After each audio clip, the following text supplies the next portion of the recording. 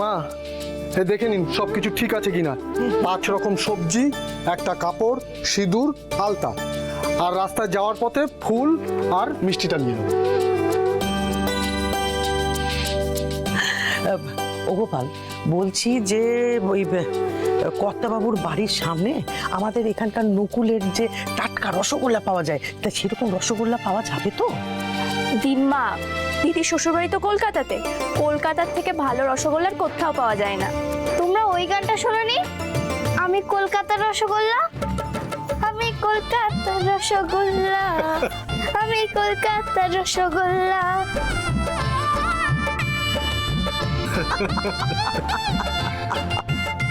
কুটুম বাড়িতে সুখবর শুনে যাচ্ছি, কত কিছু নেওয়ার স্বাদ ছিল, মনে হচ্ছিল সব কিছু নিয়ে যাই। মন খারাপ করো না গোপাল, সব থেকে দামি জিনিস কি জানো? সেটা হচ্ছে ভালোবাসা।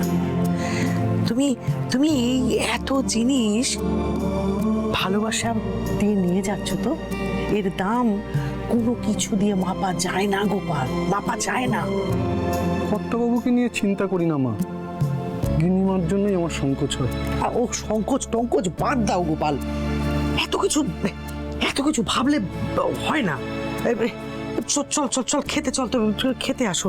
হ্যাঁ হ্যাঁ চলো সবাই মিলে তাড়াতাড়ি খেয়ে নিই। হ্যাঁ, আমাদের কিন্তু ভোরে ভোরে উঠতে হবে, কারণ প্রথম বাসটা মিস করা যাবে না। কর্তাবাবু বলে দিয়েছে পুজো শুরু হওয়ার আগেই আমাদের গিয়ে পৌঁছাতে হবে, তাই প্রথম বাস কিন্তু মিস করা যাবে না। চল মা চল। বাবা,